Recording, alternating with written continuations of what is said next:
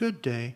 Welcome back to the channel here at Real Estate Whiskey Talk. This week in the studio, we invited back David Bliss with Bliss Brothers Solar to talk about how to judge affordability of solar and also how to determine if the company is going to be around to service the solar once it's done. Hi, I'm David Bliss. Like he said, my brother Kevin owns the company, and I work with him as an energy consultant.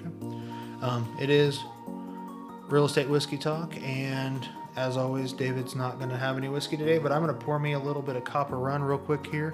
This is a previous gift from one of the guests of the show, from his private collection of things that were from Copper Run before they sold. It's really unique and tasteful, so pretty much all sourced out of Taney County. So, all right, so with that, I've got to ask, so cost matters, always does. And when people are on the fence or off, just thinking about solar, like the price tag is probably daunting, but how do they work through and decide if it's A, advisable to buy, and then B, with that, is it affordable? So there's going to be times when you look at solar that it's going to be a no-brainer by looking at the monthly price, but there's going to be some times when it's not clear whether it is or not. And the best thing that a homeowner can do if they want to know what are they really going to get out of their system is take their bill, times it, get your average for the whole year, times it by 12, and then do that over the course of 30 to 40 years, and then add a 6% interest, because that's the average increase each year. Okay, and that's the average rate that the utility cost raise their rates? Yeah. Okay. So once you have that total number, then you can look at how much is my solar going to cost over the next 30, 40 years, and most likely you're going to have it paid off way before then. But then you can compare those two numbers and you'll really know, hey, when am I getting my money back out of this? How much am I saving in the long run?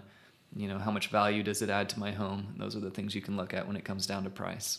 Because like I know, for instance, where I'm at now, I plan on being here maybe another year or two, and then we're going to build a new house. So I don't think I can net my return fast enough on this property. So it's probably not the best for this property, but my next house is not going to be my starter home anymore. I'll be there for a while.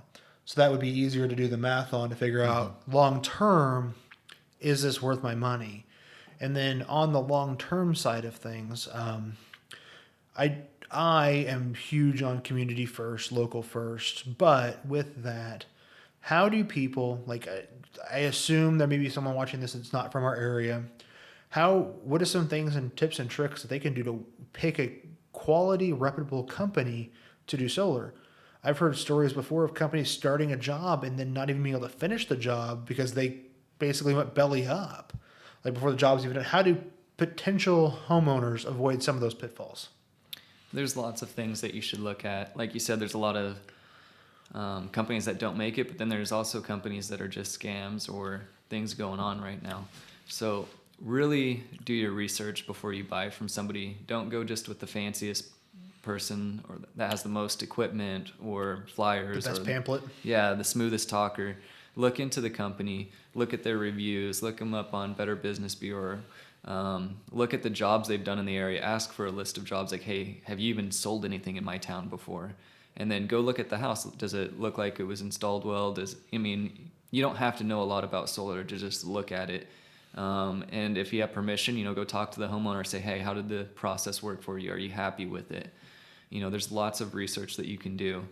And that includes when you're looking at a company, how long have they been in business? Did they just start up or have they been around for a while?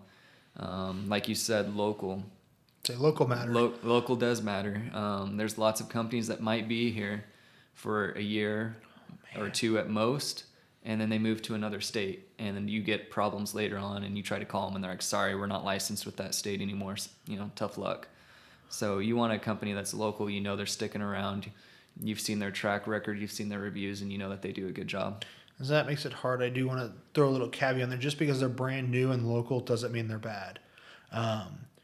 Just like anything that's an entrepreneur, someone starting something up that's got some experience, they might have worked for a couple of the bigger fish in the game and decide they could do it themselves. Definitely get in your community, get to know those people, see if there's someone that the community cares about and knows about, because there might be some, you might be their first major client for solar, but that doesn't mean that they don't know what they're doing if they're qualified. But at the same time, definitely watch out for the fly by night. I don't think solar is as bad as roofing, but I know when storms roll through, you have 12 companies in town knocking on doors, and then 2 weeks later, every one of those companies is gone. All right. And that's what I don't want someone to, because like you're talking, say a system may cost between $10,000 and $30,000. That's a huge investment on your property, and you want to know in 2 years or even tomorrow when you have a question that they're going to still be around and still care and answer the phone. Right. And, like any of the other companies, at one time we were new. One thing that helped us with that is my brother Kevin. He worked for other solar companies for many years before he started his own. And then we also had other companies that had the Bliss Brothers name that had been in the area for many years before we started. And, not every company can have that, but you might be able to find some companies that are newer that they've got some experience, even though the company's brand new. I was like, I know Dan Nelson's been on here before, and he is a little over a year in bug control, but he worked for local companies for like almost 10 years. Like, just because company is new and doesn't have a record, that's where I always caveat back. Chambers are important. Local communities are important. See who these people are. Because if they're local and you got kids, their kids probably go to school with your kids.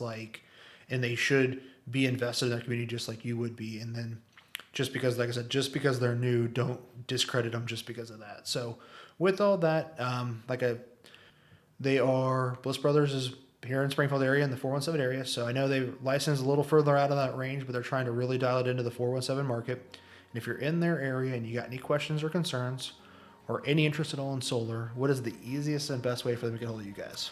Best way to get a hold of us is to go to our website. It's blissbrothers.solar. You can request a quote on there. One of our energy consultants will reach out to you, and at that point, you can text or call. All right. So thank you very much. Thanks. Thank you for watching to the end of this week's episode on Real Estate Whiskey Talk.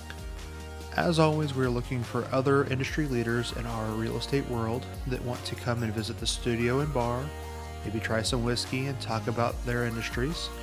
And we're always looking to help people reach their real estate goals. So if you need anything, please reach out as well.